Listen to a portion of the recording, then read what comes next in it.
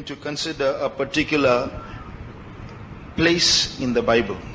வேதத்தில் ஒரு குறிப்பிட்ட இடத்தை பற்றி நாம் பார்க்க போகிறோம். That place is called Akel Dama. அந்த இடம் ஆக்கேல் தாமா என்று அழைக்கப்படுகிறது. Can anyone read that verse? யாராவது அந்த வசனம் எங்கே இருக்கிறது என்று எடுத்து வாசிக்க முடியுமா?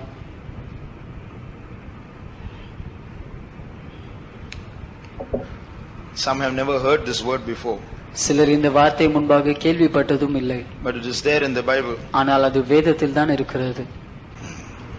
Acts chapter 1 verse 19. அப்போஸ்தலர் 1ஆம் அதிகாரம் 19ஆம் வசனம். இது எருசலேமில் உள்ள குடிகள் யாவருக்கும் தெரிந்திருக்கிறது. அதனாலே அந்த நிலம் அவர்களுடைய பாஷையிலே இரத்த நிலம் என்னும் அர்த்தம் கொள்ளும் அக்கெல்தமா எனப்பட்டிருக்கிறது. Praise the Lord. கர்த்தருக்கு ஸ்தோத்திரம். Now we are going to consider a few truths from this particular place. இந்த குறிப்பிட்ட இடத்திலிருந்து சில சத்தியங்களை நாம் பார்க்க போகிறோம். And in the process of it we shall solve a few doubts that exist in the Bible. அதை நாம் தொடர்ச்சியாக பார்க்கையில் வேதத்தில் இருக்கிறதான சில சந்தேகங்களையும் நாம் அதிலிருந்து தீர்த்துக் கொள்வோம். If you turn to Matthew chapter 27, மத்தேயு 27ஆம் அதிகாரம் and read verse 9. 9ஆம் வசனம். இஸ்ரவேல் புத்திரரால் மதிக்கப்பட்டவருக்கு கிரயமாகிய 30 வெள்ளிக்காசை அவர்கள் எடுத்து கர்த்தர் எனக்கு கற்பித்தபடி குயவனுடைய நிலத்திற்காக அதை கொடுத்தார்கள் என்று எரேமியா தீர்க்கதரிசியால் உரைக்கப்பட்டது அப்பொழுது நிறைவேறிற்று. Here we see a prophecy of Jeremiah being fulfilled. எரேமியாவின் ஒரு தீர்க்க தரிசனம் இங்கே நிறைவேறுவதை நாம் பார்க்கிறோம். But if you search in the whole book of Jeremiah, you will never find such a verse. ஆனால் எரேமியாவினுடைய முழு புத்தகத்தையும் நாம் தேடி பார்த்தாலும் இப்படிப்பட்ட ஒரு வசனத்தை நம்மால் பார்க்க முடியாது. They took 30 pieces of silver and valued it and gave them for the potter's field as the Lord appointed me. தேவனை என்னை கற்பித்தபடியாக அவர்கள் 30 வெள்ளிக்காசை எடுத்து அவர்கள் கிரியமாக ஒரு குயவனுடைய நிலத்தை வாங்குகிறார்கள். Nowhere in the book of Jeremiah you will find such a verse. இப்படிப்பட்ட ஒரு வசனத்தை எரேமியாவின் புத்தகம் முழுவதுமாக தேடினாலும் எங்கேயும் நாம் பார்க்க முடியாது. But if you turn to the book of Zechariah, ஆனால் சகரியாவின் புத்தகத்தை நாம் பார்க்கும் பொழுது turn to chapter 11 11ஆம் அதிகாரம் and read verse 12 and 13.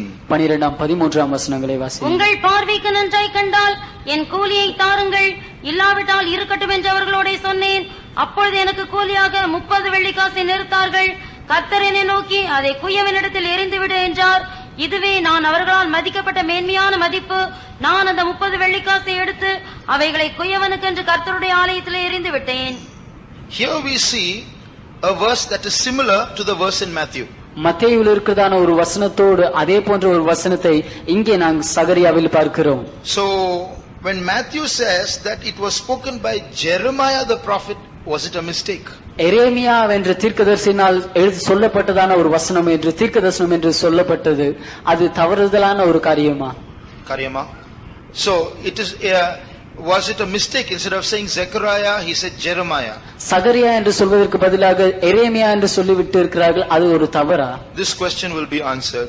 இந்த கேள்விக்கு நாம் பதில் பார்க்கலாம். Secondly, concerning the death of Judas Iscariot. இரண்டாவதாக யூதாஸ் காரியத்தினுடைய மரணத்தை பற்றி.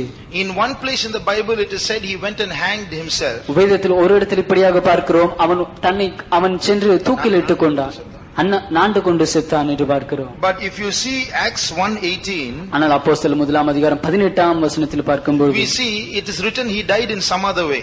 அவன் வேறு ஒரு விதத்தில் மரித்தான் என்று எழுதப்பட்டிருக்கிறது.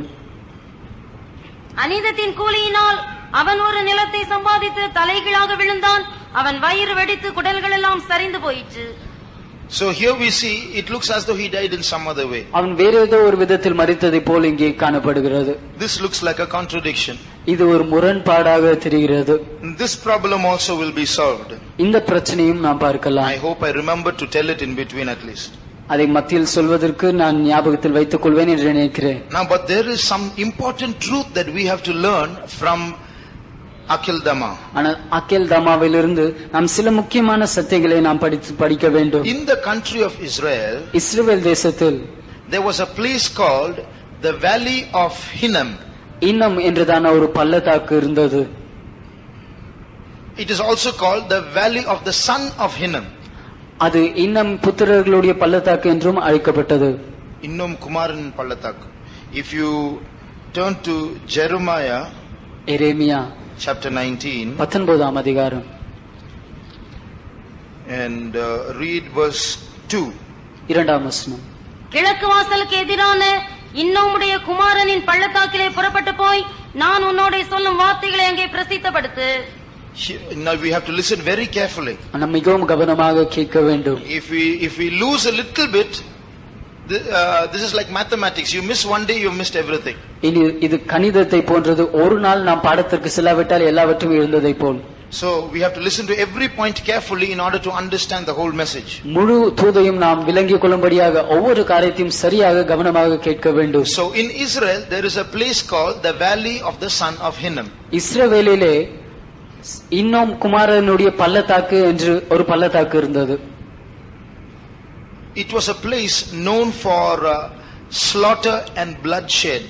அந்த இடமானது அதிகமாக கொல்லப்படுவதற்கும் ரத்தம் சிந்தப்பட்ட ஒரு இடமாக அறியப்பட்ட ஒரு இடமாக இருந்தது. You read verse 6. 6ஆம் வசனம். அப்பொழுது இதோ நாட்கள் வரும், அப்பொழுது இந்த ஸ்தலம் தோப்பேத் என்றும் இன்னுமுடைய குமாரனின் பள்ளத்தாக்கு என்றும் இனி சொல்லப்படாமல் சங்கார பள்ளத்தாக்கு என்று சொல்லப்படும். So here it is called a valley of slaughter. இது சங்கார பள்ளத்தாக்கு என்று அழைக்கப்படுகிறது. A lot of death took place in this place. இந்த இடத்தில் அதிக மரணம் சம்பவித்தது. But in this area of the Valley of Hinnom, ஆனால் இன்னும் பள்ளத்தாக்கினுடைய இந்த இடத்தில் there was a potter's house. அங்கே ஒரு குயவனுடைய வீடு இருந்தது. If you turn to chapter 18 18ஆம் அதிகாரத்தில் நாம் பார்க்கும்பொழுது and read verse 2 and 3. 2ஆம் 3ஆம் வசனங்களை வாசியுங்கள். நீ எழுந்து குயவன் வீட்டுக்கு போ, அங்கே என் வார்த்தைகளை உனக்கு தெரிவிப்பேன் என்றார். அப்படியே நான் குயவன் வீட்டிற்கு போனேன், இதோ அவன் திருகையினாலே வனைந்து கொண்டிருந்தான். So here we see, in English it is clear, God does not say go to a potter's house. He says go to the potter's house, pinpointing one particular potter. குயவனுடைய வீட்டிற்கு போ என்று தமிழில் இருக்கிறது. ஆங்கிலத்திலே அவர் இப்படியாக சரியாக அந்த குறிப்பிட்ட குயவன் என்று ஒரு குறிப்பிட்ட குயவனை குறிப்பிட்டு அவன் வீட்டுக்கு போ என்று எரேமியாவிடம் சொல்கிறார். So Jeremiah goes there. எரேமியா அங்கே செல்கிறார். Now where is this potter's house? இந்த குயவனுடைய வீடு எங்கே இருக்கிறது? It is in that very area of the Valley of Hinnom. இன்னும் பள்ளத்தாக்கு இருந்த அதே இடத்தில் தான் இந்த குயவனுடைய வீடும் இருந்தது. You read 19:1 and 2. 19ஆம் அதிகாரம் முதல் 2 வசனங்களை வாசியுங்கள். கர்த்தர் சொன்னது, நீ போய் குயவன் வேலையான ஒரு கலசத்தை கொண்டு ஜனத்தின் மூப்பரிலும் ஆசாரியரிலும் மூப்பரிலும் சிலரை கூட்டிக் கொண்டு அடுத்த வசனம். கிழக்கு வாசலுக்கு எதிரான இன்னுமுடைய குமாரனின் பள்ளத்தாக்கிலே புறப்பட்டு போய் நான் உன்னோடு சொல்லும் வார்த்தைகளை அங்கே பிரசித்தப்படுத்து. So from these passages we understand that potter's field is in the same area as the Valley of Hinnom. இந்த குயவனுடைய வீடு ஆனது அவனுடைய நிலமானது இன்னும் பள்ளத்தாக்கு இருக்கிற அதே இடத்தில் தான் காணப்படுகிறது என்று இந்த 2 வசனங்களிலிருந்து நாம் பார்க்கலாம். And that potter's house is in the potter's field. அந்த குயவனுடைய வீடு அந்த குயவனுடைய நிலத்தில் தான் இருக்கிறது. Because we see in his house itself he is taking clay and making vessels. ஏனென்றால் அவனுடைய வீட்டிலிருந்து தானே அவன் களிமண் எடுத்து அங்கே பாத்திரங்களை வணைகிறான் என்று பார்க்கிறோம். So there is a valley called the Valley of Hinnom. அங்கே இன்னும் என்ற ஒரு பள்ளத்தாக்கு அவனை சூழ இருக்கிறது. And part of that valley there is a small field. அந்த பள்ளத்தாக்கின் ஒரு பகுதியாக ஒரு சிறிய நிலம் இருக்கிறது. And that is the potter's field. அதுதான் இந்த குயவனுடைய நிலம். What do you mean by potter's field? குயவனுடைய நிலம் என்றால் என்ன? It is a place where lot of clay is available. அந்த இடத்தில் அதிகமான களிமண் நிரம்பிய ஒரு இடம் அது. So the potter buys that field and builds a house there and does his work, makes pots there. இந்த குயவன் அந்த இடத்தை வாங்கி அதிகமாக அந்த களிமண்ணை எடுத்து அவன் பாத்திரங்களை செய்து வனைந்து அவற்றை விற்கிறான். So here we see this potter has a field and he takes clay and he is molding that clay. இந்த குயவனுக்கு ஒரு நிலம் இருக்கிறது. அவன் அங்கே இருந்து களிமண் எடுத்து அதை வனைந்து அவன் பானைகளை செய்து கொண்டிருக்கிறான். Now we have some lessons to learn from this. இதிலிருந்து நாம் கற்றுக்கொள்ள சில பாடங்கள் நமக்கு உண்டு. This potter's field can be compared to our heart. இந்த குயவனுடைய நிலத்தை நம்முடைய இருதயத்துக்கு ஒப்பனையாக நாம் சொல்லலாம். So there are various states that this potter's field takes. இந்த குயவனுடைய நிலமானது பல நிலவரங்களை அடைகிறது. So first of all, this place is called the potter's field. முதலாவதாக இந்த இடம் குயவனுடைய நிலம் என்று அழைக்கப்படுகிறது. It is a place where a lot of clay is available. அதிக களிமண் நிரம்பிய ஒரு இடம் அது. And what kind of clay? என்ன விதமான ஒரு களிமண் அது? It is soft clay. அது மிருதுவான ஒரு களிமண். It is moldable clay. அது வணையக்கூடிய ஒரு களிமண். It won't break. அது சீக்கிரத்தில் உடையாது. Read verse 4, 18:4. 18ஆம் அதிகாரம் 4ஆம் வசனம். குயவன் வனைந்து கொண்டிருந்த மண்பாண்டம் அவன் கையிலே கட்டு போயிற்று. அப்பொழுது அதை திருத்தமாய் செய்யும்படிக்கு தன் பார்வைக்கு சரியாய் கண்டபடி குயவன் அதை திரும்ப வேறே பாண்டமாக வனைந்தான். திரும்ப வேறே பாண்டமாக வனைத்தான். That means he is able to reshape it. அவனால் அந்த ஒரு பாத்திரத்தை வேறொரு விதமாக அவன் வேறு விதத்தில் வடிவமைக்க கூடியவனாய் இருக்கிறான். That means that clay is moldable clay. அப்படி என்றால் அந்த களிமண் அது உருக்கக்கூடிய ஒரு களிமண்ணாக இருக்கிறது. What does God tell Jeremiah? தேவன் எரேமியாவை பார்த்து என்ன சொல்கிறார்? I'm not going to speak to you now. நான் இப்பொழுது உன்னோடு பேச போகிறதில்லை. You go to the potter's house. நீ அந்த குயவனுடைய வீட்டிற்கு போ. There I will speak to you. அங்கே நான் உன்னோடு பேசுகிறேன். So he went to the potter's house. அதனால் இவன் அந்த குயவன் வீட்டிற்கு சென்றான். And he saw the potter making a vessel. அந்த குயவன் ஒரு பாத்திரத்தை அவன் வனைந்து கொண்டிருப்பதை பார்த்தான். And as the potter was making the vessel, அந்த குயவன் அந்த பாண்டத்தை செய்து கொண்டிருக்கும் பொழுது he saw suddenly that clay collapsed. திடீரென்று அந்த பாத்திரம் அந்த களிமண் அது கெட்டு போனதை இவன் பார்க்கிறான். So the potter takes that clay again and reshapes it into another vessel. அதனால் இந்த குயவன் என்ன செய்தான் என்றால் மீண்டுமாக அந்த களிமண்ணை எடுத்து அதை வேறே பாத்திரமாக வணைகிறான். Now read verses 5 and 6. இப்போது 5ஆம் 6ஆம் வசனங்களை வாசியுங்கள். அப்பொழுது கர்த்தருடைய வசனம் எனக்கு உண்டாகி அவர் இஸ்ரவேல் குடும்பத்தாரே, இந்த குயவன் செய்தது போல நான் உங்களுக்கு செய்யக்கூடாதோ என்று கர்த்தர் சொல்லுகிறார். இதோ இஸ்ரவேல் வீட்டாரே, கழிவன் குயவன் கையில் இருக்கிறது போல நீங்கள் என் கையில் இருக்கிறீர்கள். So what is God telling the Israelites? இஸ்ரவேலரை பார்த்து தேவன் என்ன சொல்கிறார்? You look at that clay in the potter's hands. அந்த குயவனுடைய கையில் இருக்கிற களிமண்ணை நீங்கள் பாருங்கள். O children of Israel, you are in my hands like that clay. இஸ்ரவேல் ஜனங்களே, நீங்களும் என்னுடைய கரத்தில் குயவன் கரத்தில் இருக்கிற களிமண்ணை போல்தான் இருக்கிறீர்கள். You are a nation. நீங்கள் ஒரு ஜாதியா இருக்கிறீர்கள். Sometimes I will speak of plucking you and pulling you down. சில நேரத்தில் நான் உங்களை இழுத்து கீழே தள்ளுவதை பற்றி நான் பேசுவேன். I will speak to you about destroying you. சில நேரத்தில் உங்களை அழிப்பதை பற்றி உங்களிடம் பேசுவேன். But if at that time you turn from your evil, ஆனால் அந்த நேரத்தில் நீங்கள் உங்களுடைய பொல்லாப்பிலிருந்து தீமையிலிருந்து என்னிடம் திரும்புவீர்கள் என்றால், then I will repent of the evil that I thought to do to you. அப்பொழுது நான் உங்களுக்கு செய்ய நினைத்த தீமையை பற்றி மனஸ்தாபப்படுவேன். And I will take that clay and reshape you and construct you, build you up once again. அந்த களிமண்ணாகிய உங்களை மீண்டுமாக எடுத்து உங்களை வணைந்து மீண்டுமாக உங்களை கட்டி எழுப்புவேன். So remember, you are like clay in my hands, O Israel. அதனால் இஸ்ரவேலே, நீ என்னுடைய கையில் குயவன் கையில் இருக்கிற ஒரு களிமணை போல் இருக்கிறாய் என்று நினைவில் கொள். So what does that moldable clay show in our life? அந்த வணையக்கூடிய களிமண் நம்முடைய ஜீவிதத்தில் எதை காண்பிக்கிறது? It shows a heart that can be spoken to. பேசப்படக்கூடிய நம்முடைய இருதயத்தை அது It காண்பிக்கிறது. shows a heart that can be transformed. மாற்றக்கூடிய இருதயத்தை அது காண்பிக்கிறது. It is a heart that can be restored to its original state. மீண்டுமாக தன்னுடைய பழைய நிலவரத்துக்கு கொண்டு வர வைக்கக்கூடிய இருதயத்தை அது It காண்பிக்கிறது. is a heart that can be sanctified. சுத்திகரிக்கப்படக்கூடிய ஒரு இருதயத்தை அது It காண்பிக்கிறது. is a heart that can be pricked. குத்தப்படக்கூடிய ஒரு இருதயத்தை அது காண்பிக்கிறது. God says, "O Israel, you are like that for me." தேவன் சொல்கிறார், இஸ்ரவேலே, நீயும் எனக்கு அதுபோல்தான் இருக்கிறாய். But you know what the Israelites said? ஆனால் இந்த இஸ்ரவேலர்கள் என்ன சொன்னார்கள் தெரியுமா? Read verse 12. 12ஆம் வசனத்தை வாசியுங்கள். ஆனாலும் அவர்கள் அது கூடாத காரியம், அது கூடாத காரியம். நாங்கள் எங்கள் யோசனைகளின்படியே நடந்து அவரவர் தம் தம் பொல்லாத இருதயத்தினுடைய கடினத்தின்படியே செய்வோம் என்கிறார்கள். கடினத்தின்படி செய்வோம். So what are they saying? What are the Israelites saying? இந்த இஸ்ரவேலர்கள் என்ன சொல்கிறார்கள்? You preach, Jeremiah, you preach what you like. எரேமியாவே, உனக்கு என்ன வேண்டுமோ நீ அதை பிரசங்கித்துக்கொள். You go on preaching. நீ தொடர்ந்து பிரசங்கித்துக் கொண்டே இரு. Nothing can change my heart. ஒன்றும் என் இருதயத்தை மாற்ற முடியாது. All that you say is impossible. நீ சொல்வதெல்லாம் அசாத்தியமான காரியம். You keep talking, I will keep doing what I like. நீ பேசுவதை பேசிக் பேசிக்கொண்டே இரு, நான் செய்வதை செய்து கொண்டே இருக்கிறேன். Is that the state of our heart? அதுதான் நம்முடைய இருதயத்தின் நிலவரமாய் இருக்கிறது. And that means that clay is not moldable clay. அப்படி என்றால் அந்த களிமண் ஒரு வணையக்கூடிய களிமண் அல்ல என்று Very அர்த்தம். dangerous situation. அது மிகவும் ஒரு அபாயமான சூழ்நிலை. God can do nothing with that heart. அந்த இருதயத்தை வைத்து தேவனால ஒன்றும் செய்ய முடியாது. Finally, what does God do? கடைசியாக தேவன் என்ன செய்கிறார்? He pronounces judgment on the Israelites. இஸ்ரவேலர்கள் மீது அவர் நியாய தீர்ப்பை விதிக்கிறார். What does he say? அவர் என்ன சொல்கிறார்? Read chapter 19 verse 11. 19ஆம் அதிகாரம் 11ஆம் வசனத்தை வாசியுங்கள். அவர்களை நோக்கி Verse 10 and 11. 10-11ஆம் வசனம். உன்னோடே கூட வந்த மனுஷருடைய கண்களுக்கு முன்பாக அந்த கலசத்தை உடைத்து போட்டு அவர்களை நோக்கி திரும்ப செப்பனிடப்படக்கூடாத குயவனுடைய மண்பாண்டத்தை உடைத்து போட்ட வண்ணமாக நான் இந்த ஜனத்தையும் இந்த நகரத்தையும் உடைத்து போடுவேன். புதைக்கிறதற்கு இடமில்லாததினால் தோப்பேத்திலே சவங்களை புதைப்பார்கள் என்று சேனைகளின் கர்த்தர் சொல்கிறார். Here we read of a place called Tophet. Topheth என்று ஒரு இடத்தை பற்றி இங்கே வாசிக்கிறோம். It's the same as the valley of Hinnom. இன்னும் பள்ளத்தாக்கை போன்ற அது போன்ற ஒரு இடம். You read that in verse 6, no need to read. 6ஆம் வசனத்திலே நாம் அதை பற்றி வாசிக்கிறோம். இப்பொழுது வாசிக்க வேண்டிய அவசியம் இல்லை. So what is happening in this place? இந்த இடத்தில் என்ன சம்பவிக்கிறது?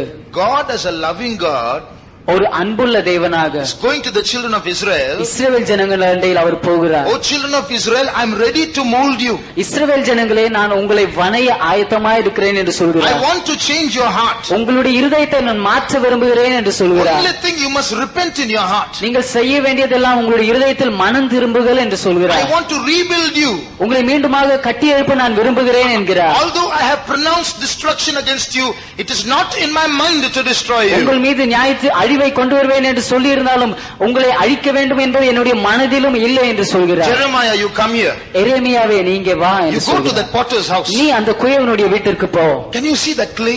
அந்த களிமண்ணை உன்னால் பார்க்க Can you முடிகிறதா? see how he is reshaping it? அவன் எப்படி அதை மீண்டுமாக வணைகிறான் என்று தெரிகிறதா? Now you go and tell the Israelites. நீ இப்போது போய் இஸ்ரவேலர்களை பார்த்து சொல். Tell them, God, I am the potter. நான் தேவன், நான் தான் அந்த குயவன் என்று அவர்களிடம் சொல். Tell them that they are that clay. அவர்கள் தான் அந்த களிமண் என்று அவர்களிடம் சொல். And tell them, I want to shape them once again. அவர்களை நான் மீண்டுமாக வணைய விரும்புகிறேன் என்று அவர்களிடம் சொல். Jeremiah went and told them. எரேமியாவும் அவர்களிடம் போய் Oh சொன்னான். children of Israel, God wants to build you up once again. இஸ்ரவேல் ஜனங்களே, தேவன் உங்களை மீண்டுமாக கட்டியெழுப்ப விரும்புகிறார். But they said, no, this is impossible. ஆனால் அவர்கள் சொன்னார்கள், இல்லை, அது நடக்கக்கூடாத ஒரு காரியம். No, we will walk in the hardness of our heart. நாங்கள் எங்களுடைய இருதய கடினத்தில் தொடர்ந்து நடப்போம். Please don't tell us what to do. தயவு செய்து என்ன செய்ய வேண்டும் என்று எங்களுக்கு நீர் சொல்ல வேண்டாம். We are old enough to know what to do. என்ன செய்ய வேண்டும் என்று தெரிவதற்கு நாங்கள் வளர்ந்து இருக்கிறோம். So sermons like this have become just another lecture. அதனால் இப்படிப்பட்டதான தூதுகள் மற்ற ஒரு பாடசாலையில் கேட்க ஒரு பாடத்தை போல ஆகிவிட்டது.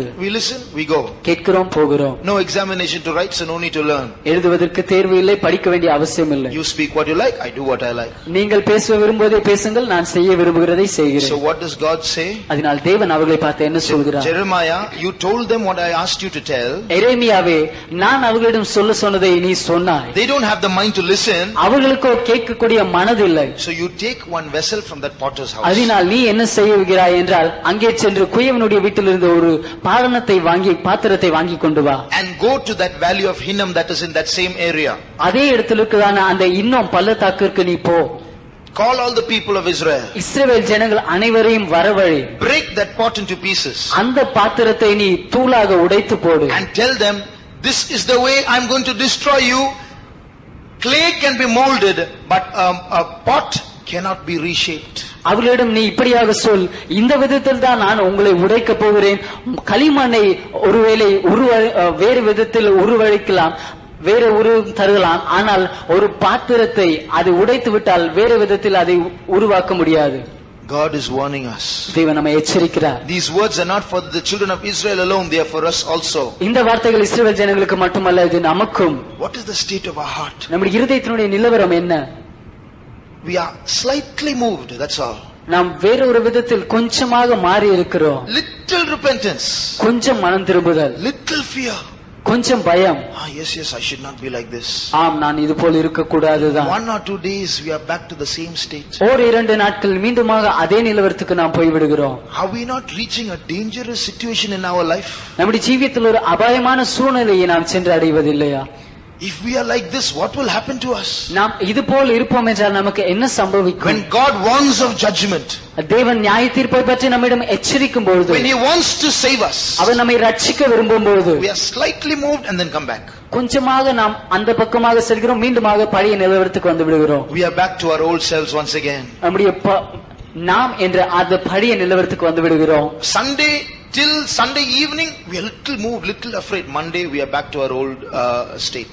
ஞாயிறு மாலை வரை கொஞ்சம் பயந்து, கொஞ்சம் அந்த பக்கமாக சாய்ந்து, கொஞ்சம் நகருகிறோம். பின்பு அடுத்த நாள் அதே இடத்திற்கு வந்து விடுகிறோம். I think this clay in our heart is becoming hard. நம்முடைய இருதயத்தில் இருக்கிறதான இந்த களிமண் கடினமாகி கொண்டிருக்கிறது என்று நான் நினைக்கிறேன். That's a very dangerous situation. அது மிகவும் ஒரு அபாயமான சூழ்நிலை. If he starts reshaping that, he will only see a lot of broken pieces. It won't be moldable clay. அவர் அதை வடிவமைக்க ஆரம்பிப்பார் என்றால் மீண்டுமாக அது உடைக்கப்பட்ட துண்டுகளாக தான் இருக்கும். அவர் அதை மீண்டுமாக வடிவமைக்கக்கூடிய ஒரு களிமண்ணாக அவரால் பார்க்க முடியாமல் போய்விடும்.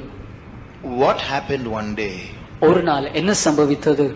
Many years later, அநேக வருடங்கள் கழிந்து Judas Iscariot, Judas காரியோத், he got an offer for money. அவன் பணத்திற்காக பணம் பெறுவதற்கு ஒரு தருணம் கிடைத்தது. They said, we'll give you money, you please show who Jesus is. அவர்கள் சொன்னார்கள், நாங்கள் உனக்கு பணம் தருகிறோம், ஆனால் இயேசு யார் என்று எங்களுக்கு காண்பிக்க வேண்டும் என்றார்கள். Jesus walked in the public, isn't it? இயேசு அவர் பொது கூட்டங்களில் பொது மக்களோடு சேர்ந்து நடந்தார், அப்படி அல்லவா?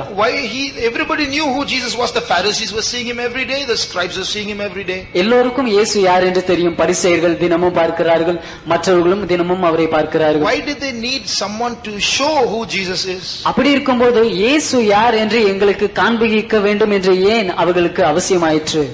Two reasons. இரண்டு காரணங்கள். One, they were going to arrest Jesus in the night. ஒன்று, இரவு நேரத்தில் இயேசுவை அவர்கள் கைது செய்ய விரும்பினார்கள். So of the 12 disciples and all those who are going with Jesus, who is actually Jesus?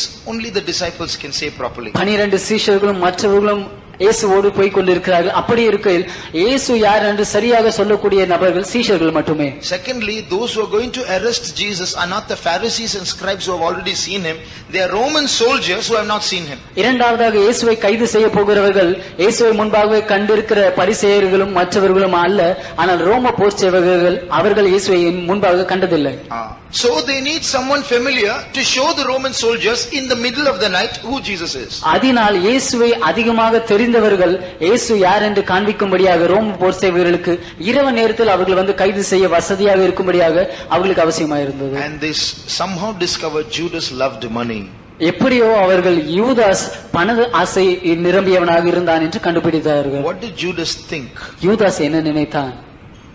He loved money. அவன் பணத்தை நேசித்தான். And he thought, here is a good chance for me to get money. அவன் நினைத்தான், நான் பணம் பெற்றுக்கொள்ள இது எனக்கு நல்ல ஒரு சந்தர்ப்பம். He made a calculation like this. இப்படியாக ஒரு கணக்கு போட்டான். He said, see,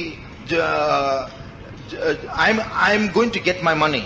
நான் என்னுடைய பணத்தை பெற்றுக்கொள்ள போகிறேன். I will show who Jesus is. இயேசு யார் என்பதையும் காண்பித்து விடுவேன். And Jesus is the Son of God. இயேசு தேவனுடைய குமாரன். So he won't get trapped. He will somehow escape. அப்படி இருக்கும்போது அவர் மாட்டிக்கொள்ள மாட்டார், எப்படியோ அவர் தப்பித்து விடுவார். Because for the past 3.5 years, so many times they tried to get him, he escaped. ஏனென்றால் கடந்த 3.5 வருடத்தின் போது அநேக முறை அவரை பிடிக்க முயன்றும் அவர் தப்பி போய்விட்டார். So this time also Jesus will escape. I will have my money. அதனால் இந்த முறையும் அவர் தப்பித்து போய் விடுவார், எனக்கும் என்னுடைய பணம் கிடைத்து விடும். So he got the money. அவனுக்கு பணம் கிடைத்தது. He betrayed Jesus. இயேசுவை காண்பித்து கொடுத்தான். But unexpectedly what he thought did not happen. ஆனால் எதிர்பாராத விதமாக அவன் யோசித்த காரியம் நடைபெறவில்லை. He waited. அவன் காத்திருந்தான். Jesus got caught. இயேசு பிடிபட்டார். He was bound. Our கட்டப்பட்டார். Taken to Pilate. பிலாத்திடம் கொண்டு செல்லப்பட்டார். Judged. அங்கே நியாயம் தீர்க்கப்பட்டார். And then made to carry the cross. சிலுவையை சுமக்க வைக்கப்பட்டார். Striped. அவரை சாட்டையினால் அடித்தார்கள். Mocked. அவரை பரிகசித்தார்கள். Crucified. அவரை சிலுவையில் அறைந்தார்கள். He couldn't believe it. இவனால் அதை நம்பவே முடியவில்லை. And he realized that he was a cause for all this. இவை எல்லாவற்றுக்கும் இவன் தானே காரணம் என்று இவன் உணர்ந்தான். And he said, he went back to the chief priest and said, take back this money, I betrayed innocent blood. மீண்டுமாக பிரதான ஆசாரியனிடம் இந்த பணத்தை கொண்டு சென்று நான் ஒரு குற்றமற்ற ரத்தத்தை நான் காண்பித்து கொடுத்து விட்டேன் என்று சொல்லி மீண்டுமாக அவர்களிடத்தில் பணத்தை தந்தான். They said, that's your problem, you look after it, why should we bother about that? அவர்கள் சொன்னார்கள், அது உன்னுடைய பிரச்சனை, நீ அதை பார்த்துக்கொள்ள, அதை பற்றி நாங்கள் ஏன் கவலைப்பட வேண்டும் So என்றார்கள். he threw the money in the temple and went and hanged himself. அதனால் இவன் அந்த பணத்தை வீசி எறிந்துவிட்டு அந்த தேவாலயத்தில் வீசிவிட்டு இவன் சென்று தன் நாண்டு கொண்டு செத்தான். Historians say this, சரித்திரக்காரர்கள் இப்படியாக சொல்கிறார்கள், when the tree on which he hanged himself was near a cliff or a steep valley. அவன் தொங்கினதான ஒரு மரமானது அங்கே இருந்ததான ஒரு ஆழமான ஒரு பள்ளத்தாக்கு செங்குத்தான ஒரு பள்ளத்தாக்குக்கு நேராக இருந்தது. So when he hanged himself, இப்படியாக அவன் தன்னை தூக்கிலிட்டு கொண்டு தொங்கும்போது the branch on which he hanged broke off. அவன் தொங்கிக் கொண்டிருந்ததான கிளை உடைந்து he fell down. அவன் கீழே விழுந்து fell on the rocks below. அங்கே கீழே இருந்ததான பாறைகளின் மீது விழுந்து his stomach opened and all his intestines came out. அவனுடைய வயிறு வெடித்து குடல்கள் வெளியே வந்தது. So that is how both are true. He hanged himself and his bowels gushed out. அவன் நாண்டு கொண்டு செத்தான், அவனுடைய குடல்கள் வெளியே வந்தது, இரண்டும் உண்மைதான். What he loved so much, later he hated so much.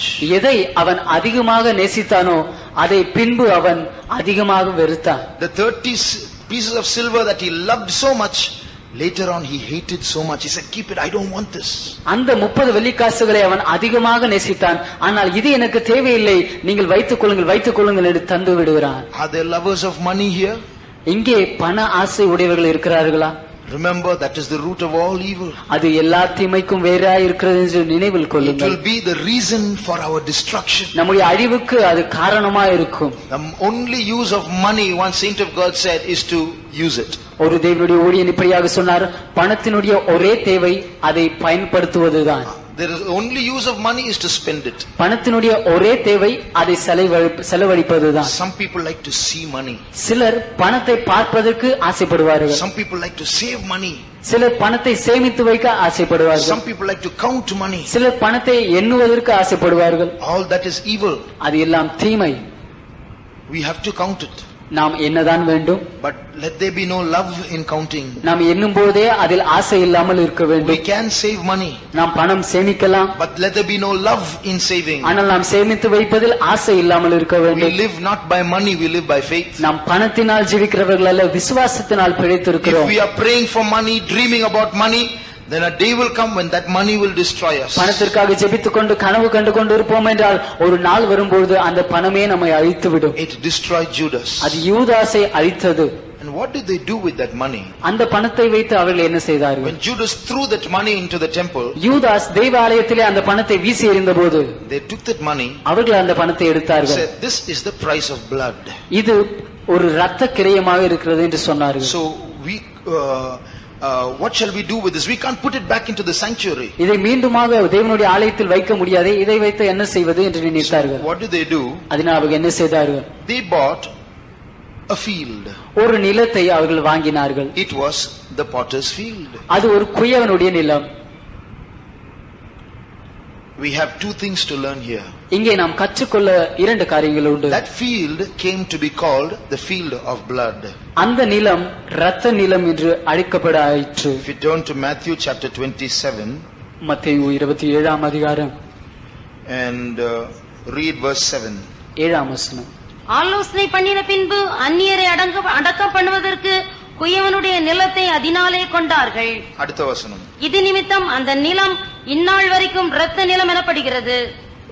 Here once again in English, if you see, it is written not a potter's field, the potter's field. மீண்டுமாக இங்கே ஆங்கிலத்தில் பார்ப்போம் என்றால் ஒரு குயவனுடைய நிலம் என்று அல்ல, குயவனுடைய நிலம், அந்த குயவனுடைய நிலம் என்று ஒரு குறிப்பிட்ட குயவனை குறிப்பிடத்தக்கதாக சொல்லப்பட்டிருக்கிறது. So they bought a particular potter's field. ஒரு குறிப்பிட்ட குயவனுடைய நிலத்தை வாங்கினார்கள். Which is that potter? யார் அந்த குயவன்? Now read verse 9. இப்போது 9ஆம் வசனத்தை வாசியுங்கள்.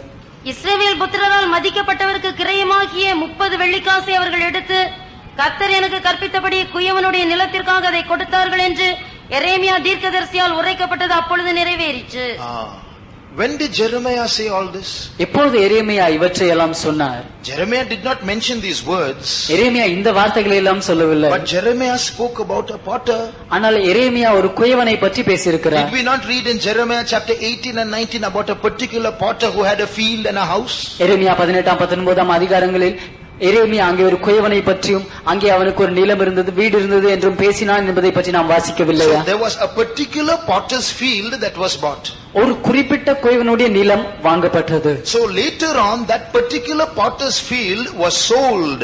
அதன் பின்பு சில காலங்கள் கழித்து அந்த குறிப்பிட்ட குயவனுடைய நிலம் விற்கப்பட்டது. His generation, his grandchildren must have sold it. அவனுடைய பேர பிள்ளைகள், அவனுடைய வம்சத்தை சேர்ந்தவர்கள் அதை விற்றிருக்க வேண்டும். Why should they sell a potter's field? அவர்கள் ஏன் ஒரு குயவனுடைய நிலத்தை விற்க வேண்டும்? That is their job, that is their life. அதுதான் அவர்களுடைய வாழ்க்கை பிழைப்பு. அதை ஏன் அவர்கள் விற்க வேண்டும்? Why did they sell that potter's field? அந்த குயவனுடைய நிலத்தை ஏன் அவர்கள் விற்றார்கள்? There's only one reason. அதற்கு ஒரு காரணம் தான் உண்டு. There was no more moldable clay in that field. அந்த நிலத்தில் அதன் பின்பு வணைவதற்கு கூடிய களிமண் அதில் இல்லாமல் போயிற்று. The clay was over. அங்கே களிமண் இல்லாமல் போயிற்று. So it was sold. அதனால் அதை அவர்கள் வித்து விட்டார்கள். It was bought with the price of blood. அதை இரத்த கிரயத்தினால் அந்த நிலத்தை வாங்கினார்கள். And it was called the field of blood. அது இரத்த கிரயத்தினுடைய நிலம் என்று அழைக்கப்பட்டது. What happens to a heart that is hard? கடினமாக இருக்கிற நம்முடைய இருதயத்துக்கு என்ன சம்பவிக்கிறது? It becomes a field of blood. அது ஒரு இரத்த நிலமாக மாறிவிடுகிறது. Let us consider our life. நம்முடைய ஜீவிதத்தை நாம் பார்ப்போம். What is blood in our life? நம்முடைய ஜீவிதத்தில் இரத்தம் என்றால் என்ன? Anything that is equal to hatred is bloodshed for a child of God. பகைக்கு சமமான எதுவா இருந்தாலும் ஒரு தேவனுடைய பிள்ளைக்கு அதுதான் இங்கே நாம் பார்க்கிற இரத்தம். If you turn to Jeremiah chapter 18 எரேமியா 18 அதிகாரம் and read verse 18. 18 வசனம். அதற்கு அவர்கள் எரேமியாவுக்கு விரோதமாக ஆலோசனை செய்வோம் வாருங்கள். ஆசாரியரிடத்தில் வேதமும் ஞானிகளிடத்திலே ஆலோசனையும் தீர்க்கதரிசிகளிடத்திலே வசனமும் ஒழிந்து போவதில்லை. இவன் வார்த்தைகளை நாம் கவனியாமல் இவனை நாவினால் வெட்டி போடுவோம் வாருங்கள். நாவினால் வெட்டி போடுவோம் வாருங்கள். Let us smite him with the tongue. இவனை நாம் நாவினால் வெட்டி போடுவோம் வாருங்கள் என்றார்கள். That is bloodshed. அதுதான் ரத்தம் சிந்துதல். Not with the spear, not with the sword, ஈட்டியினாலோ பட்டயத்தினாலோ அல்ல, but with the tongue. நாவினால். So there can be bloodshed with our tongue. நம்முடைய நாவை வைத்தும் நாம் ரத்தம் சிந்தலாம். If you turn to Isaiah chapter 33 ஏசாயா 33 அதிகாரம் verse 15. 15 வசனத்தை வாசியுங்கள். நீதியாய் நடந்து செம்மையானவைகளை பேசி இடுக்கண் செய்வதால் வரும் ஆதாயத்தை வெறுத்து பரிதானங்களை வாங்காதபடி தன் கைகளை உதறி ரத்தம் சிந்துவதற்கான யோசனைகளை கேளாதபடிக்கு. ரத்தம் சிந்துதலான யோசனைகளை கேளாதபடிக்கு. What does that mean? அப்படி என்றால் அதன் அர்த்தம் என்ன? Stopping one's ears from hearing of blood. ரத்தம் சிந்துதலை பற்றிய வார்த்தைகளை கேட்காதபடி காதுகளை அடைத்துக் கொள்ள வேண்டும். It means keeping our ears from listening to violent conversation. கொடூரமான சம்பாஷணைகளை கேட்காதபடி நம்முடைய காதுகளை நாம் அடைத்துக் கொள்ள வேண்டும், பாதுகாத்துக் கொள்ள வேண்டும். Our tongue, our ears should not be involved in violence. நம்முடைய நாவும் நம்முடைய காதும் கொடூரத்தில் ஈடுபடக்கூடாது. What does the Bible say? வேதம் என்ன சொல்கிறது? He that hateth his brother is a murderer. தன்னுடைய சகோதரனை பகைக்கிறவன் மனுஷ கொலை பாதகன். He that hateth his brother has already shed blood. தன்னுடைய சகோதரனை பகைக்கிறவன் முன்பாகவே ரத்தம் சிந்தி ஆயிற்று. So what happens to this potter's field? இந்த குயவனுடைய நிலத்திற்கு என்னவாயிற்று? The field exists, அந்த நிலம் இருக்கிறது, but something is missing. ஆனால் ஏதோ அங்கே இல்லாமல் இருக்கிறது. Moldable clay is missing. வணையக்கூடிய களிமண் இல்லாமல் இருக்கிறது. Because that moldable clay is missing, அந்த வணையக்கூடிய களிமண் இல்லாமல் இருக்கிறதினால் slowly becomes a field of blood. மெதுவாக கொஞ்சம் கொஞ்சமாக அந்த இடம் ஒரு ரத்தம் சிந்தக்கூடிய இடமாக ஆயிற்று. The next stage of the potter's field is that it becomes akeldama, or a field of blood. குயவனுடைய அந்த நிலத்தினுடைய அடுத்த கட்டம் அது ஆக்கேல்தாமா, இல்லாவிட்டால் ரத்தம் சிந்துதலின் இடமாக மாறிற்று. That is the next stage of the heart. அதுதான் நம்முடைய இருதயத்தினுடைய அடுத்த கட்டம். Is there hatred in our heart? நம்முடைய இருதயத்தில் கசப்பு, பகை இருக்கிறதா? Is there anyone in this world whom we hate? இந்த உலகத்தில் யாராவது ஒருவரை நாம் பகைக்கிறவர்களாக இருக்கிறோமா? We can offer 100 logical, reasonable excuses why we hate that person. ஏன் அந்த குறிப்பிட்ட நபரை நான் வெறுக்கிறேன், பகைக்கிறேன் என்பதற்கு 100 சட்டபூர்வமான உண்மையான காரணங்களை நாம் சொல்லலாம். But those 100 reasons God will take and put in the dustbin and call us a field of blood. ஆனால் அந்த 100 காரணங்களையும் எடுத்து தேவன் ஒரு குப்பை தொட்டியில் போட்டுவிட்டு நம்மை ரத்தம் சிந்துதலின் நிலம் என்று அழைப்பார். You know why? ஏன் என்று தெரியுமா? Why should God take 100 genuine reasons and put them in the dustbin? இப்படி உண்மையான இந்த 100 காரணங்களை எடுத்து ஏன் தேவன் குப்பையில் போட வேண்டும்? When that particular person is working against me, it is natural to hate that person, isn't it? அந்த குறிப்பிட்ட நபர் எனக்கு விரோதமாக கிரியை செய்து கொண்டிருந்தார். அப்படி இருக்கும்போது இயற்கையான முறையில் பார்த்தால் என்றாலும் அவரை பகைப்பது நல்ல காரணம் தானே, நியாயமான காரணம் தானே. How can I go and love a person who deliberately speaks lies against me? வேண்டுமென்றே எனக்கு விரோதமாக பொய் சொல்கிறதான ஒரு நபரை எப்படி நான் நேசிக்க முடியும்? How can God take those genuine reasons and put them in the dustbin? அப்படிப்பட்ட உண்மையான காரணங்களை எடுத்து தேவன் எப்படி குப்பை தொட்டியில் போடுகிறார்? Because God has 1,000 reasons why He can hate us, and He took those 1,000 reasons and put them in the dustbin. ஏனென்றால் நம்மை ஏன் தேவன் வெறுக்க வேண்டும் என்பதற்கு அவருக்கு 1000 காரணங்கள் உண்டு. ஆனால் அந்த 1000 காரணங்களை எடுத்து அவர் குப்பை தொட்டியில் போட்டுவிட்டு நம்மை நேசிக்கிறபடியா. When He has ignored all the reasons for which He can hate us, நம்மை அவர் வெறுக்கக்கூடிய 1000 காரணங்களை எடுத்து அந்த காரணங்களை எல்லாம் அவர் தள்ளிவிட்டு அவர் நம்மை நேசிக்கும் பொழுது, and He sees us showing genuine reasons why we should not love our brother, ஆனால் நம்முடைய சகோதரனை நாம் நேசிக்காமல் இருப்பதற்கு உண்மையான காரணம் என்று நாம் அதை காண்பிக்கிறதை அவர் பார்க்கும்போது He can't bear that.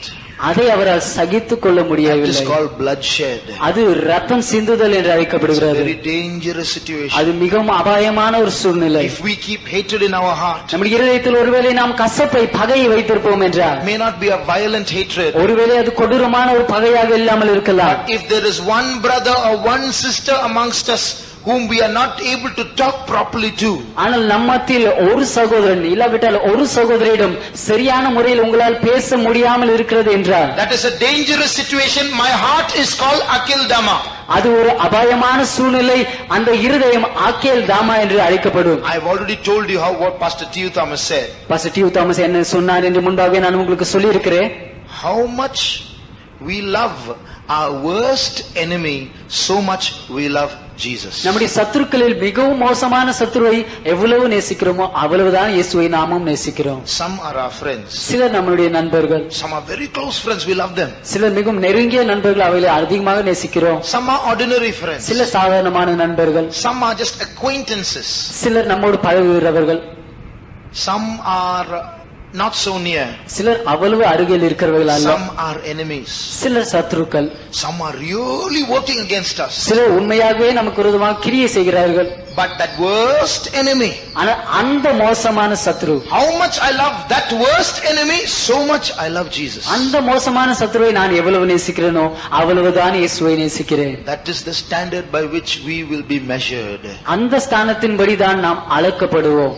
If I love 999 people with all of my heart, என்னுடைய முழு இதயத்தோடு 999 ஜனங்களை நான் நேசித்து, and I have hatred for one particular person because of something he did against me, ஒரு குறிப்பிட்ட நபர் எனக்கு விரோதமாக செய்த காரணத்தினால் அவருக்கு விரோதமாக என்னில் பகை இருக்கும் என்றார், although I have love for 999 people in my heart is called a field of blood. 999 பேருக்கு என்னுடைய இருதயத்தில் அன்பு இருந்தாலும் என்னுடைய இருதயம் ரத்தம் சிந்துதலின் இடம் என்று அழைக்கப்படுகிறது.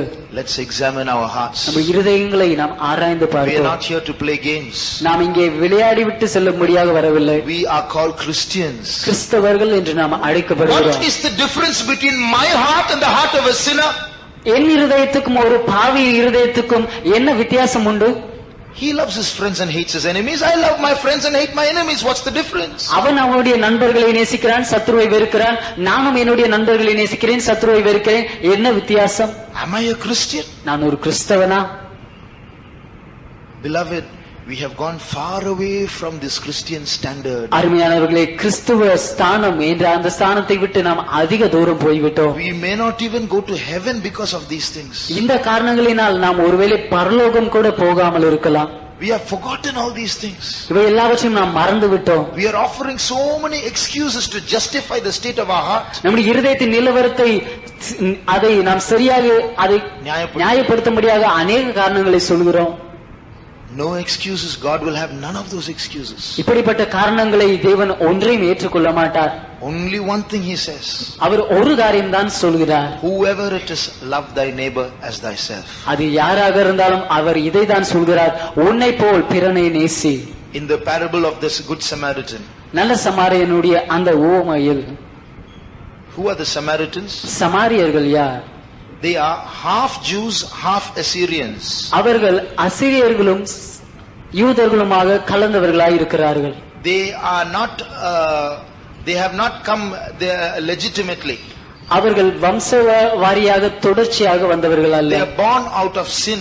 அவர்கள் பாவத்தினால் பிறந்தவர்கள். So Samaritans are a mixed group. They are not Jews, they are not Assyrians, they are mixed. சமாரியர்கள் ஒரு கலப்பு ஜாதியாக இருக்கிறார்கள். அவர்கள் யூதர்களும் அல்ல, அவர்கள் சமாரியர்களும் அல்ல. When the Assyrians invaded Israel, the Samaritans were the generation that was born. அசீரியர்கள் இஸ்ரவேலை அவர்கள் பிடித்தபோது அங்கே பிறப்பித்த சந்ததி இந்த சமாரியர்கள். So the true Jews will not mix with the Samaritans. உண்மையான யூதர்கள் இந்த சமாரியர்களோடு சேர மாட்டார்கள். They hate them. அவர்களை வெறுத்தார்கள். You're a mixed breed. நீங்கள் கலப்பாக முறையில் பிறந்தவர்கள். So we won't have anything. I'm a pure Jew. நான் ஒரு தூய்மையான சுத்தமான யூதன், உங்களோடு எனக்கு சம்பந்தம் இல்லை என்று சொல்வார்கள். But who was that man who fell among thieves? ஆனால் திருடர்களின் மத்தியில் விழுந்த இயேசுவின் உவமையில் இருந்த அந்த சமாரியன் யார்? Who was that man? அந்த மனுஷன் யார்? He came from Jerusalem. அவன் எருசலேமில் இருந்து வந்தான். Pure Jew. சுத்தமான ஒரு தூய்மையான யூதன். And he fell among thieves. அவன் திருடர்களின் மத்தியில் விழுந்தான். Who went to help him? யார் அவனுக்கு உதவி செய்யும்படியாக சென்றது? A Samaritan. ஒரு சமாரியன். So see, God is poking at their caste difference. அவர்களுடைய ஜாதி வேற்றுமை பார்க்கிறதை தேவன் அங்கே குத்தி காண்பிக்கிறார். God is poking at their hatred for brethren. சகோதரர்களை பகைக்கிறார்கள் என்ற அதை அங்கே தேவன் குத்தி பேசுகிறார். He says, here is a Samaritan who loves the Jew.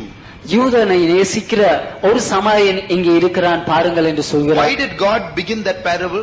ஏன் தேவன் அந்த உவமையை துவங்குகிறார்? Someone asked him, who is my neighbor? யார் என்னுடைய அயலான் என்று ஒருவர் இயேசுவிடம் இப்படியாக ஒரு கேள்வி எழுப்பினார்கள். What was Jesus saying? அதனால் இயேசு அவர்களிடம் என்ன பதிலளித்தார்? Those people whom you hate, they are your neighbors. நீங்கள் பகைக்கிறீர்களே அவர்கள்தான் உங்களுடைய அயலவர்கள் என்று At சொல்கிறார். the end of the parable, what did Jesus say? அந்த உவமையினுடைய முடிவில் இயேசு என்ன சொல்கிறார்? Go thou and do likewise. நீயும் போய் அப்படியே செய் என்று சொல்கிறார். So if we don't have this testimony, இப்படிப்பட்ட சாட்சி நமக்கு இல்லாமல் இருக்கும் என்றால், if we have distances between other people, மற்றவர்களிடம் நாம் ஒரு தூரம் காத்துக் கொண்டிருப்போம் என்று அவர்களிடம் ஒரு if we are not close to everyone like brothers, சகோதரர்களைப் போல் அவர்களிடம் ஒற்றுமையா இல்லாமல் இடைவெளி காத்துக் கொண்டிருப்போம் என்றால், it means we are not Christians. அப்படி என்றால் நாம் கிறிஸ்தவர்கள் அல்ல என்று அர்த்தம். We may be members of the Pentecostal mission, ஒருவேளை பெந்தெகோஸ்தே சபையினுடைய அங்கத்தினர்களாக நாம் இருக்கலாம். but will my name be written in heaven? That's doubtful. ஆனால் என்னுடைய பெயர் பரலோகத்தில் எழுதப்படுமா? அது சந்தேகத்துக்குரிய You know, காரியம். in heaven we are going to have a lot of surprises. பரலோகத்தில் நமக்கு அதிக அதிர்ச்சியூட்டக்கூடிய காரியங்கள் இருக்க போகிறது தெரியுமா? One lady, she went to hell. ஒரு ஸ்திரீ அவர்கள் நரகத்திற்கு கொண்டு Her செல்லப்பட்டார்கள். name was Mary Baxter. அவளுடைய பெயர் மேரி Boxster. Every day for 30 days, her spirit left her and she went in a trance. ஒவ்வொரு நாளும் 30 நாட்களுக்கு அவளுடைய ஆவி அவர்களை விட்டு பிரிந்து அவர்கள் பரலோகத்திற்கு எடுத்து செல்லப்பட்டார்கள். And Jesus would take her and show her different parts of hell. இயேசு அவர்களை கொண்டு சென்று நரகத்தினுடைய பல பாகங்களை காண்பித்தார். And she would come back. அவர்கள் மீண்டுமாக திரும்ப She வருவார்கள். will do her duty the next day. அடுத்த நாளுடைய கடமைகளை செய்வார்கள். Next night when she goes to sleep, again God will take her and show another part of hell. அடுத்த இரவு அவர்கள் தூங்க செல்லும் பொழுது மீண்டுமாக தேவன் அவர்களுடைய ஆவியை கொண்டு சென்று நரகத்தின் மற்ற பாகத்தை காண்பிப்பார். I listened to her testimony on tape. அவருடைய சாட்சியை நான் கேசட்டில் கேட்டுக்கொண்டிருந்தேன். She was almost crying. அவர்கள் அழுது கொண்டு சொல்லிக் கொண்டிருந்தார்கள். I saw servants of God there. அங்கே தேவ ஊழியர்களை பார்த்தேன் I என்றார்கள். saw so many Christians there. அநேக கிறிஸ்தவர்களை அங்கே பார்த்தேன் And she என்றார்கள். says, please please, if you are listening to me, please, hell is real, don't go there. அவர்கள் சொன்னார்கள், தயவு செய்து நீங்கள் ஒருவேளை என்னை கேட்டுக்கொண்டிருப்பீர்கள் என்றால் தயவு செய்து நரகம் உண்மையான ஒரு காரியம், அங்கே போக வேண்டாம் என்றார்கள். So many people whom we don't imagine are going to go to heaven. So many people whom we don't imagine are going to be in hell. நாம் யோசித்து பார்க்காத அநேகர் பரலோகத்திற்கு போக போகிறார்கள். நாம் யோசித்து பார்க்காத அநேகர் நரகத்துக்கு போக போகிறார்கள். So let's set our hearts right. Let's not fool ourselves. அதனால் நம்முடைய இருதயங்களை நாம் சரிப்படுத்திக் கொள்வோம். நம்மை நாமே முட்டாள்களாக்கி கொள்ள வேண்டாம். Convention is coming. நம்முடைய கன்வென்ஷன் வருகிறது. We have to work with one heart. ஒரு இருதயத்தோடு, ஏக இருதயத்தோடு நாம் சேர்ந்து வேலை செய்ய வேண்டும். Let's work with one another. மற்ற ஒவ்வொருவரோடும் சேர்ந்து நாம் வேலை செய்வோம். If that particular person is coming to work with me, I won't come. அந்த குறிப்பிட்ட நபர் என்னோடு சேர்ந்து வேலை செய்வார் என்றால் நான் வரவில்லை. That is not a Christian's confession. அது ஒரு கிறிஸ்தவனுடைய அறிக்கை அல்ல. If that person is going to tell me what to do, I won't come. அந்த குறிப்பிட்ட நபர் நான் என்ன செய்ய வேண்டும் என்று சொல்வார் என்றால் நான் வரமாட்டேன். That is not a Christian's confession. அது ஒரு கிறிஸ்தவனுடைய அறிக்கை அல்ல. That is Akildama. அது ஆக்கேல்தாமா. What will happen after that? அதன் பின்பு என்ன சம்பவிக்கும்? There is a third stage. ஒரு மூன்றாம் நிலவரம். That is a very dangerous, pathetic condition. அது மிகவும் ஒரு அபாயமான, ஒரு பரிதபிக்கக்கூடிய ஒரு நிலவரத்தை சென்றடையும். They bought the potter's field. அவர்கள் அந்த குயவன் நிலத்தை வாங்கினார்கள். Once it had moldable clay. முன்பு அதில் வணையக்கூடிய களிமண் இருந்தது. But now clay is over. ஆனால் இப்போது அதில் களிமண் இல்லாமல் போயிற்று. Now it has become the field of blood. இப்போது ஒரு இரத்த நிலமாக மாறிவிட்டது. But why did the priests buy that field? அப்படி இருக்கும்போது இந்த ஆசாரிகள் ஏன் அந்த நிலத்தை வாங்கினார்கள்? Again read chapter 27 verse 27 அதிகாரம். மத்தேயு 27 அதிகாரம் 7 வசனத்தை மீண்டுமாக வாசியுங்கள். ஆலோசனை பண்ணின பின்பு அந்நியரை அடக்கம் பண்ணுவதற்கு குயவனுடைய நிலத்தை அதனாலே கொண்டார்கள். Why did they buy this field? ஏன் இந்த குயவனுடைய நிலத்தை அவர்கள் வாங்கினார்கள்? To bury people. அந்நியர்களை அங்கே அடக்கம் பண்ணும்படியாக. I told you this valley of the son of Hinnom, this Akeldama was a part of that. இந்த அக்கேல்தாமா இன்னும் குமாரனுடைய பள்ளத்தாக்கினுடைய பகுதி என்று நான் சொன்னேன். The valley of Hinnom itself is called a place of slaughter. இன்னும் பள்ளத்தாக்கு அதை பார்க்கும்போதே அது சங்கரிப்பினுடைய ஒரு இடம். And it is a burial ground.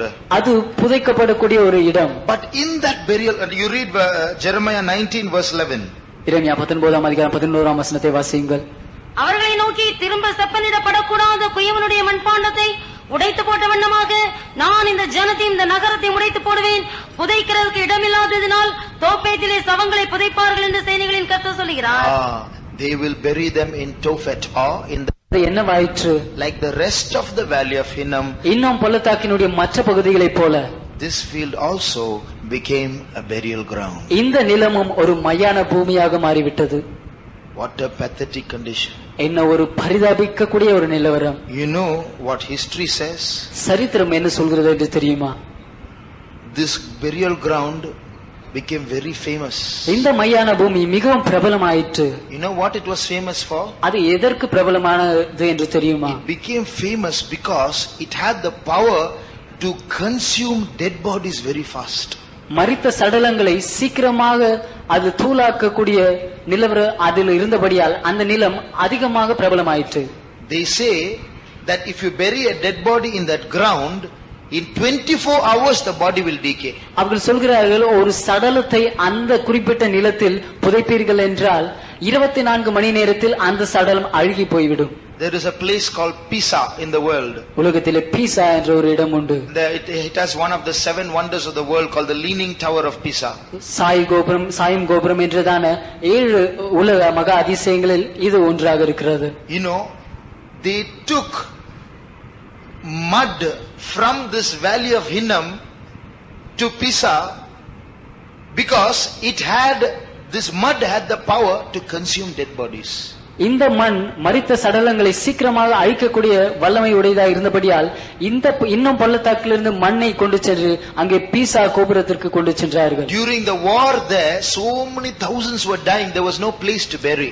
அங்கே யுத்தத்தின் போது ஆயிரக்கணக்கான பேர் மரித்துக்கொண்டே செத்துக்கொண்டே இருந்தபடியால் அவர்களை புதைக்க இடம் இல்லாமல் போயிற்று. So they went to the valley of Hinnom and took mud, brought it in ships and put it in Pisa so that people can be buried, the bodies will get consumed fast. இதனால் இவர்கள் கப்பல்கள் மூலமாக இன்னும் பள்ளத்தாக்கில் இருக்கிறதான களிமண்ணை கொண்டு மண்ணை கொண்டு வந்து இவர்கள் இங்கே பீசா கோபுரத்தின் அண்டில் கொண்டு வந்து பீசா ஊர் அண்டில் கொண்டு வந்து அங்கே அதிகமான பேர் மரித்துக் கொண்டிருக்கிறபடியால் சீக்கிரமாக அவர்களை அங்கிருந்து கொண்டு செல்லும்படியாக இந்த மண்ணில் புதைத்தார்கள். What do we learn from this? இதிலிருந்து நாம் என்ன கற்றுக்கொள்கிறோம்? If we as a church சபையாக நாம் lose our moldable nature, வணையக்கூடிய இந்த தன்மையை நாம் இழந்து போவோம் என்றால், allow hatred and bitterness in our life, பகை கசப்பு நம்முடைய இருதயத்தில் வரவழைப்போம் என்றால், this church which once was a source of life, ஜீவனினுடைய உறைவிடமாக இருந்த இந்த சபை will become a burial ground. ஒரு மையான பூமியாக மாறிவிடும். Every new soul who comes into this church will die instead of living. இந்த சபைக்குள்ளாக வருவதான ஒவ்வொரு புதிய ஆத்மாவும் பிழைப்பதற்கு பதிலாக மரித்து போய்விடுவார்கள். If we attend this convention with hatred in our heart, நம்முடைய இதயத்தில் ஒருவேளை பகையோடு இந்த கன்வென்ஷனில் நாம் பங்கு பெறுவோம் என்றால், a lot of new souls will come, அதிக புதிய ஆத்மாக்கள் வருவார்கள், and all of them will die. எல்லோரும் மரித்து போவார்கள். We will become a burial ground. ஒரு மையான பூமியாக நாம் மாறிவிடுவோம். How dangerous it is. அது எவ்வளவு அபாயமான காரியம். Only place in the world that has life is the church. ஜீவன் இந்த உலகத்தில் இருக்கும் என்றால் சபையில் மட்டும்தான். And if the church dies, சபையே மரித்து போவோம் என்றால், how dangerous and how great is that death. அது எவ்வளவு அபாயமான காரியம். அந்த மரணம் எவ்வளவு அபாயமான ஒரு மரணம். Shall we all close our eyes? நாம் எல்லோரும் நம்முடைய கண்களை மூடுவோம். We have heard so many things. அநேக காரியங்களை நாம் கேட்டோம். We are called Christians. நாம் கிறிஸ்தவர்கள் என்று We are அழைக்கப்படுகிறோம். supposed to live a life better than anyone else in the world. உலகத்தில் மற்ற யாரையும் காட்டிலும் ஒரு சிறந்த வாழ்க்கையை செய்ய God அழைக்கப்பட்டிருக்கிறோம். has given us the experience of salvation. ரட்சிப்பின் அனுபவத்தை தேவன் நமக்கு He தந்திருக்கிறார். gave us the powerful experience called baptism. ஞானஸ்தானம் என்றுதான ஒரு வல்லமை உள்ள ஒரு அனுபவத்தை நமக்கு He தந்தார். filled us with that great power called the power of the Holy Spirit. பரிசுத்தாவின் அபிஷேகம் என்றுதான அந்த பெரிய வல்லமையை நமக்கு தந்தார். He has brought us to the best place called the church. சபை என்ற சிறந்த இடத்திற்கு நம்மை அவர் கொண்டு He வந்திருக்கிறார். has given us so many beautiful truths called doctrines. உபதேசங்கள் என்ற மிகவும் அழகான சத்தியங்களை நமக்கு தந்திருக்கிறார். After giving us all this, இவை எல்லாவற்றையும் அவருக்கு நமக்கு தந்த பின்பு, if my heart is just the same as the heart of any worldly person, இந்த உலக நபரை போல என்னுடைய இருதயம் அதே போன்ற ஒரு இருதயமாக இருக்கும் என்றார், if my heart is Akildama, என்னுடைய இருதயம் ஒருவேளை அக்கேல் தாமாவாக இருக்கும் என்றார், what is the use of my being called a Christian? கிறிஸ்தவன் என்று நான் அழைக்கப்படுவதனால் என்ன பிரயோஜனம்? What is the use of my being called a Pentecostal? பெந்தேகோஸ்தக்காரன் என்று நான் அழைக்கப்படுவதனால் என்ன பிரயோஜனம்? No, child of God.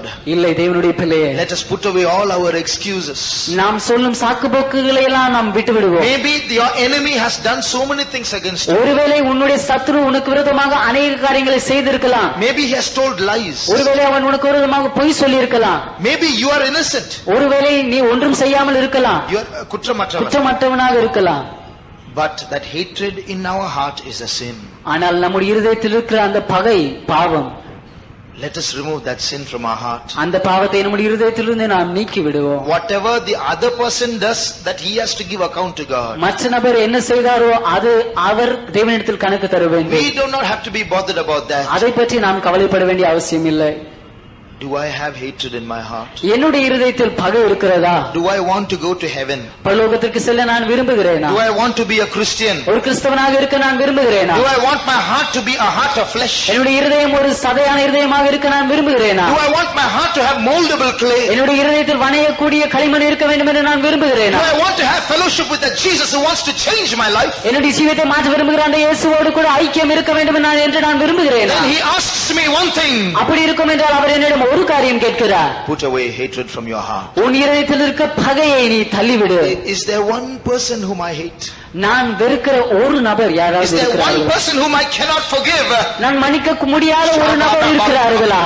Let us ask pardon from the Lord. தேவனிடத்திலிருந்து நாம் மன்னிப்பு கேட்போமா? Shall we all close our eyes? நாம் எல்லோரும் நம்முடைய கண்களை O மூடுவோமா? Church of God. தேவனுடைய சபையே, O Church of God at Guduvanjeri. குடுவாஞ்சேரியில் இருக்கிறதான தேவனுடைய சபையே, What is the state of our heart? நம்முடைய இருதயத்தின் நிலவரம் என்னவாக Is there a இருக்கிறது? little bit of blood in my heart? என்னுடைய இருதயத்தில் கொஞ்சம் ரத்தம் இருக்கிறதா? Let me remove that blood. அந்த ரத்தத்தை நான் நீக்கட்டும். Let me be washed by the blood of Jesus. இயேசுவின் ரத்தத்தினால் நான் கழுவப்படட்டும். Every member of this church is only my brother. இந்த சபையில் இருக்கிற ஒவ்வொரு அங்கத்தினரும் என்னுடைய சகோதரன். Every member of this church is bought by the blood of Jesus. இந்த சபையில் இருக்கிற ஒவ்வொரு அங்கத்தினரும் இயேசுவின் ரத்தத்தினால் விலைக்கிரயத்துக்கு வாங்கப்பட்டவர்கள். If I hate one brother, it means I hate Jesus. அதனால் ஒரு சகோதரனை நான் வெறுப்பேன் என்றால் இயேசுவை வெறுக்கிறேன், பகைக்கிறேன். I might love all the other people. மற்ற எல்லோரையும் ஒருவேளை நான் I நேசிக்கலாம். love all the other believers. மற்ற எல்லா விசுவாசிகளையும் நான் நேசிக்கிறேன். I love the servants of God. தேவ ஊழியர்களை நேசிக்கிறேன். But if I hate one brother, ஆனால் ஒருவேளை ஒரு சகோதரனை நான் வெறுப்பேன் என்றால் I hate God. நான் தேவனை